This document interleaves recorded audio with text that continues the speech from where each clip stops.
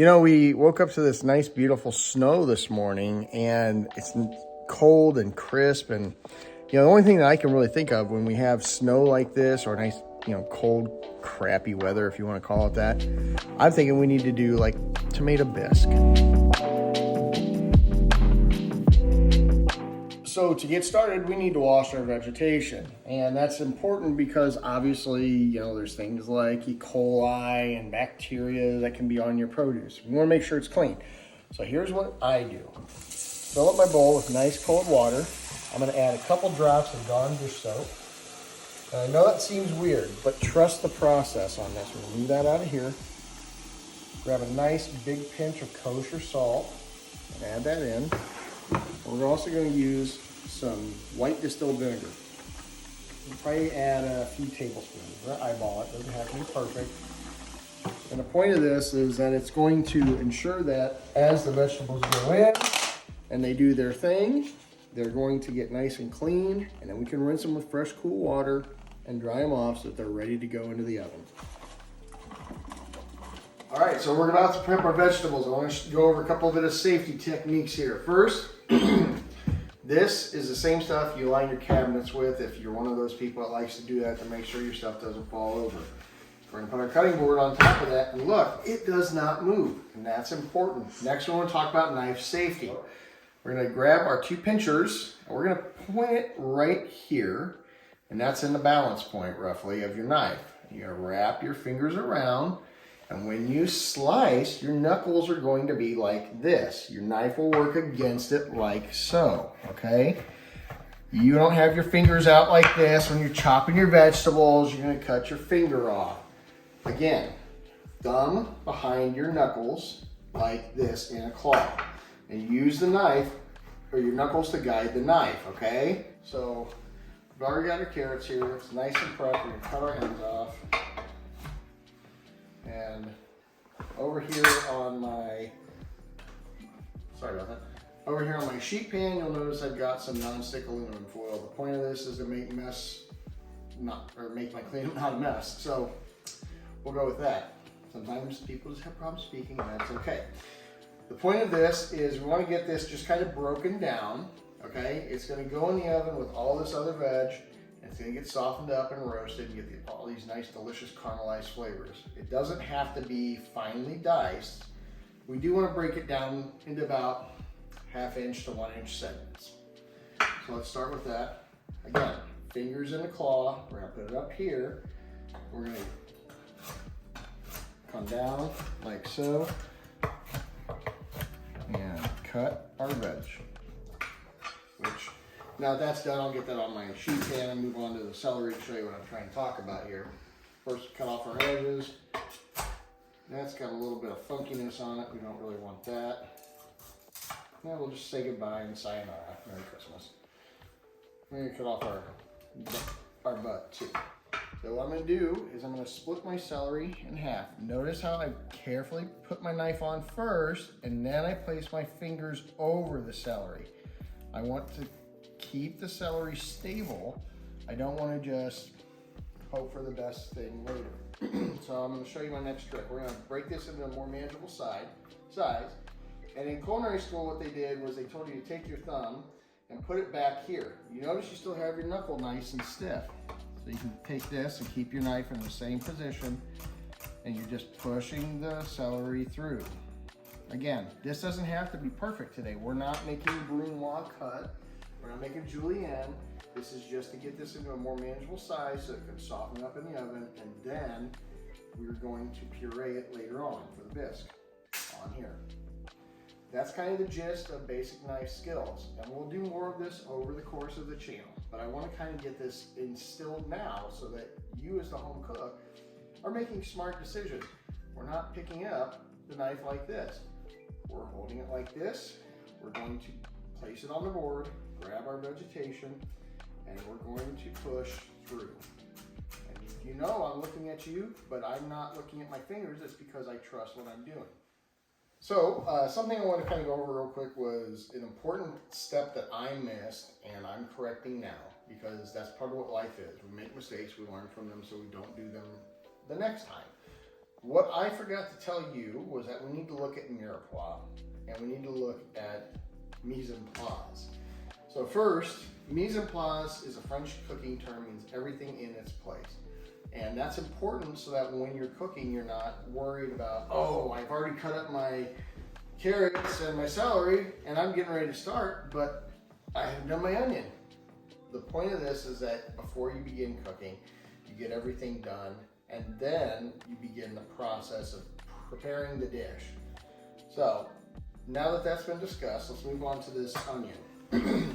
Something that I see a lot of chefs do on Facebook and YouTube and home cooks on YouTube and Facebook is they are kind of dangerous in how they prepare their onions. And I'm going to give you an example. I do not want to recommend this to anybody. So we're going to come in first, make some calculated cuts like this. All right, and this is appropriate. We want to get this, and I'm going to take my hand now and place over here for stability. Watch your knife. This is very important. Don't need that. And that's where I take it. What everyone else does is then they take their knife and they're going to take their tender little meat hooks right like this and cut in against the grain of the onion so that they can make a dice. And they put it back together like so. What is not awesome is that you run a big risk if your knife skills aren't very good. And that's going to send you to the hospital because obviously if you cut into 1, 2, 3, 4 fingers, you're not going to have a good day. So, we'll start again. I'm going to move this over here so I clear up my space. And we're going to start again. We're going to take the knife and we got it secured. We know it's not going to slip. But we're going to make these nice cuts like this, okay? We're going to come across the onion, all right? We're trying to keep it from hitting the root bulb. And this guy's a little gassy, so if you hear me crying, that's why. We're going to come over here. I'll change the angle for you. We're going to keep cutting. Watch your fingers. We're going to be careful. I don't have so much fear over it because I've been doing this for 20-some years now. We're going to come, make our cuts, make our dice. Voila. Now that's still usable. You could use that onion, but for today's purpose, this is to show you that you can get just as equal cut by breaking that apart, and your dice is going to be darn near identical. Before I forget, when we are moving to our mirepoix container, or sorry, mise en place container, mirepoix, that's what these three things are, silly. We're going to take our knife off the board gently, hold it secure, watch your fingers, move off your vegetables. We're going to use a bench scraper to safely transfer into a ramekin. Miracles. And the point of this is that A, we're not taking a bigger risk by using a knife to scrape up our vegetables and potentially cut ourselves, but also because that's going to dull your blade, and you don't want to dull your blade, right? It takes time to sharpen it, no one likes that. Now, we'll move on to our noble pepper. We're going to take this, so we're going to trim off like so. This is what I like to do. It's easier, I feel like, to go through and try and keep the rest of the pepper bulb intact so that your seeds don't need to make it into your final dish. Now, there's still a lot of good quality meat on here. We don't want to waste it. But we don't want to be silly. We need to be smart about this. So we're going to come in here at an angle, chop off what we can, okay? Now, I don't feel so bad about getting rid of that. I can go into the compost bowl. And for this, I kind of want to keep these chunks a little bit in a bigger chunk cut. So I'm going to very carefully use my knife, and you see how I'm kind of filleting off that white pith. That part is a little bitter. You can eat it if you want, but why not make a better tasting product? I think that's just kind of what everybody's after, right? So let me show you how I'm going to cut this. I'm going to take this. Again, we have the knuckle in place. We have the knife balanced. And cut this into nice 3 chunks there.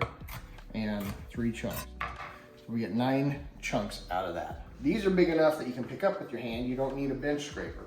Now I'm going to show you how we prep the garlic, because we want to keep our bowl together while we're getting ready to roast this. We're going to use this, and as steadily as we can, try and keep our fingers protected, because this is, you know, it's wobbly, right? So do your best and try and find it at a point where it's not going to move so much. Make your claw, grab your knife, and cut the tip of the garlic off, like so. We can peel this back a little, and then pop it in our ramekin, and we're ready to go. So now we've made it to the part of the recipe where we have everything prepared to go into the oven. And this is what I was telling you earlier about mise en place. Everything is ready, everything is in its place.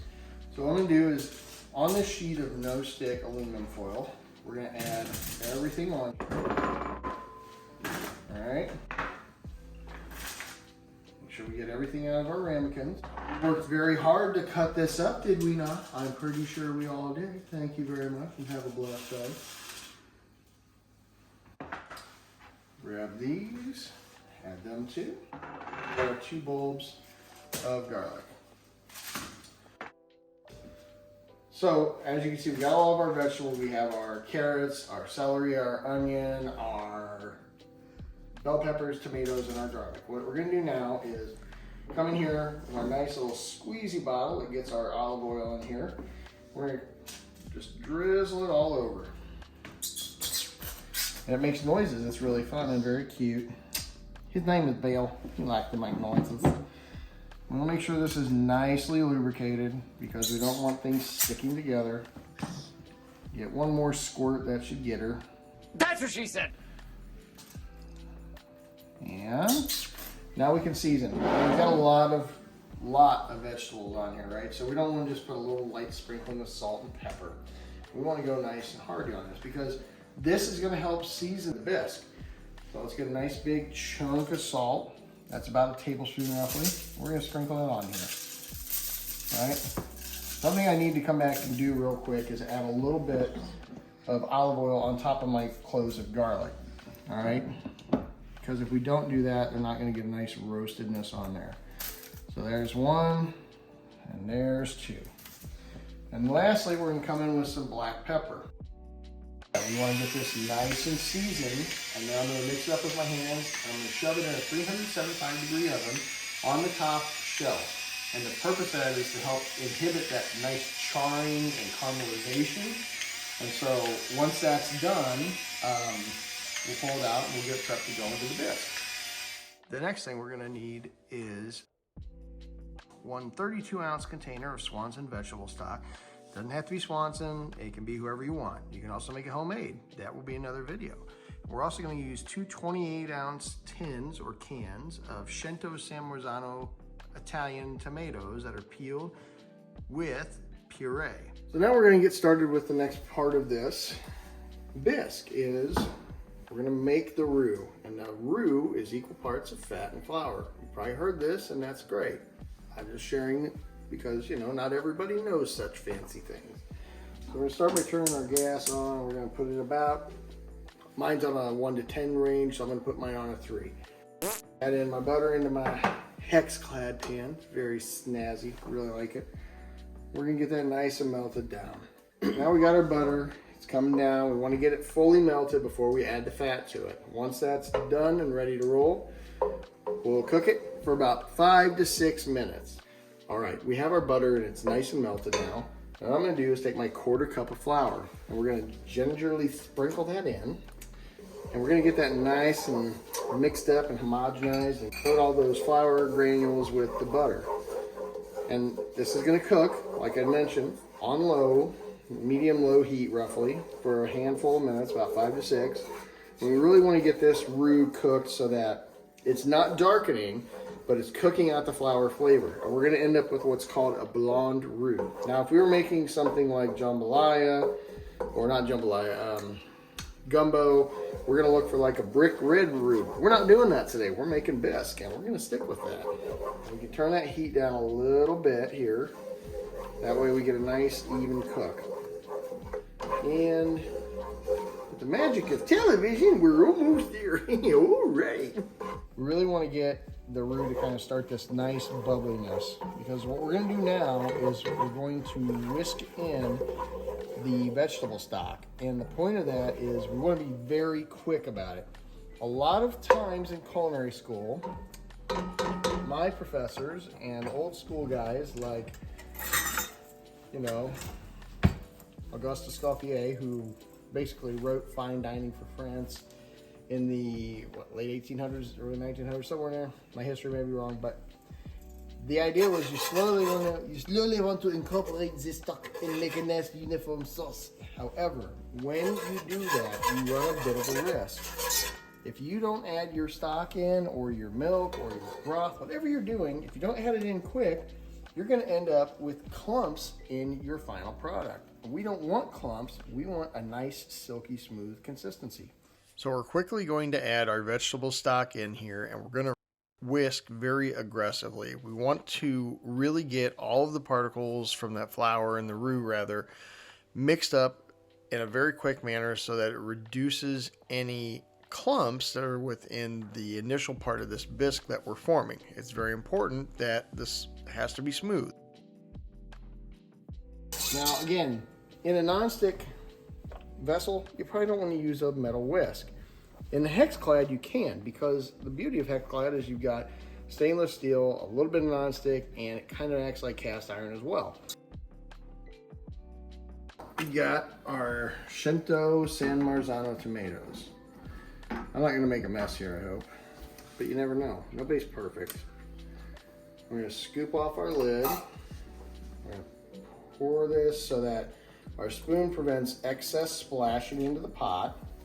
And we want to scrape out all this beautiful tomato puree that's in here, because that's deliciousness. We don't want to lose it. When you're paying $4.50 a can for this stuff, you want to get your money's worth, right? You don't want to just be like, yeah, you know, there's 10% of it left in the can. I'm good with throwing my money away because, you know, it's just a not smart idea. So I'm looking at two different cameras. Oh God, I'm freaking out. Pineapple, pineapple, pineapple. Get that mixed in a little bit. We're going to take the lid off of this one. I'm going to scrape it against the top. That way we're not leaving excess behind. And again, put the can into the pot and lay it against your spoon so you prevent splashing. Safety is very important, and we don't want to burn ourselves. And like I said earlier, with the knife, you don't want to go to the hospital when you have a day off, right? That's just kind of lame. So as you can see, we've got some nice lovely color on our vegetables here, and we're going to kind of move these aside because they're going to go into our pot. We got them nice and cooked with that nice soft deliciousness, and we got our delicious roasted garlic clove. So I'm going to grab my handy dandy tweezers here, just kidding, and we're going to give them a squeeze in here, and hopefully we can get all of our cloves in without making a giant mess and not burning myself at the same time, because that is exceptionally hot. And I also don't want to get that root end in there. Okay.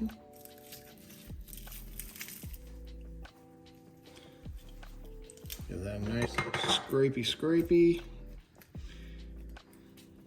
And that's one. Help him come out of his little shell. Look at that delicious roasted garlic there. Get those all out of there.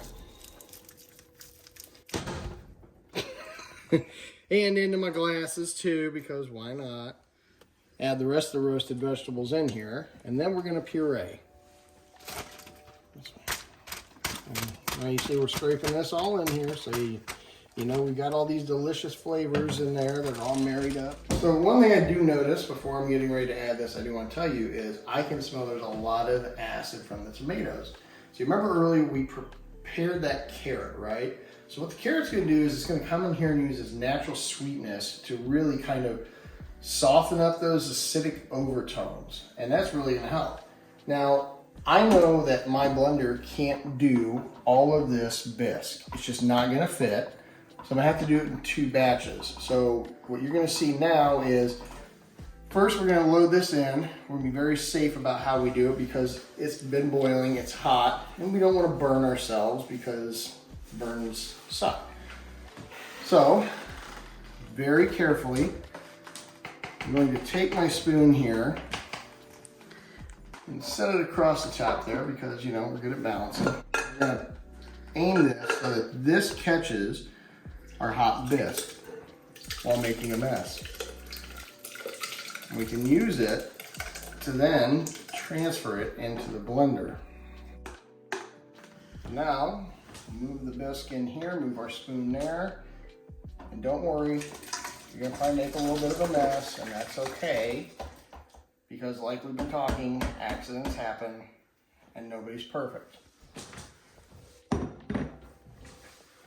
Put our lid on, make sure it's in its proper rotation. Little paper towel action. Wipe off that mess there. And we're gonna turn on here and we're gonna put it on high. And we're gonna blend that for about, let's say 30 seconds. I'll probably give it the right consistency we're looking for. Now we finished our 30 seconds, and what we're gonna do is take our bisque and we're going to sieve out any seeds, skins, any unwantable things. Because remember, we're looking for a nice, smooth, consistent, silky texture. So I'm gonna pour this through my sieve. And as you can see, nice, beautiful, delicious bisque is flowing through the bottom. We're getting close here. It's gonna take a little bit of time, but essentially we're gonna finish this process of sieving, and then once the sieving is complete, we're gonna move on to processing the second batch and sieving it, and then we'll get to the next stage of it, which we'll show you next, which is adding cream and Parmesan.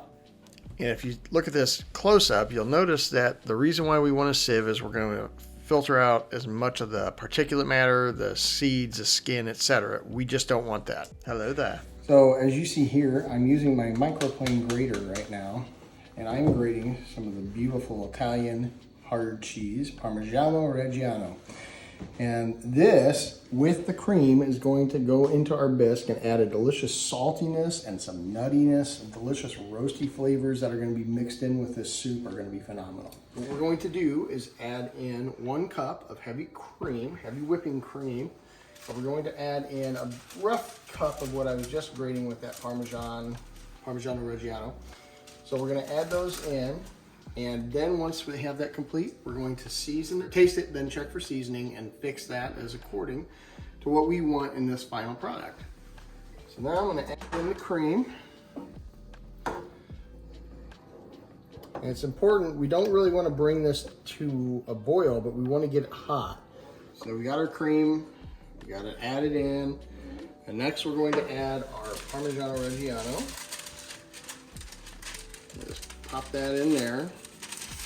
And what this is going to do, like I said, it's adding those nice, delicious, nutty flavors that come from this, and you get that nice richness. But it's not going to become a stringy, piley mess of like cheese, like you would see with not Parmesan, but cheddar or mozzarella.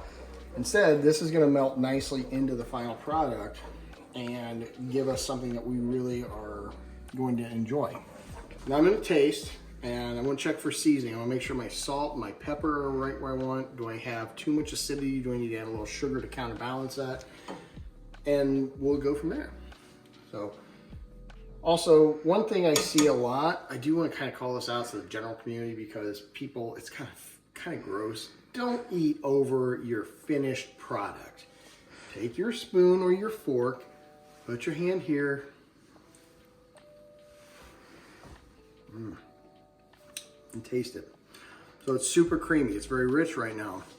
One thing I'm missing is salt. It needs a little more pepper. And maybe a little bit of sriracha to kind of give a little bit of that heat that this needs to kind of balance it too. So let's make those corrections. We're gonna grab our kosher salt here, and where it's at now, I'm gonna probably add a nice healthy teaspoon. Sorry for the close-ups. I hope my pores don't look too bad. Then we're gonna add our pepper. I'm gonna start spooning this together here nicely, mixing it. I couldn't find a word. Like I said, not everybody is perfect. We don't all have appropriate speech all the time.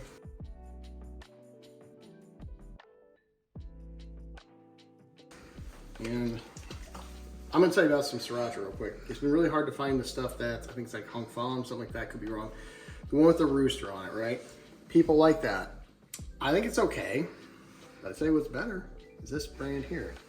It's got a little bit of that sweetness that the other one's missing. So that's what I think would make a nicer end product here. So I'm gonna add probably about, I'd say a teaspoon.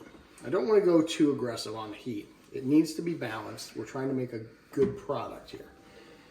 So we get that all mixed in together. And I'm gonna grab a new spoon because I don't wanna use the same spoon that was just in my mouth and taint this so that everyone else can't enjoy it. Stir, stir, stir. Flavor, flavor, flavor. Get a new spoon. You're not a filthy beast after all. At least I hope you're not. Now we got our soup, our bisque.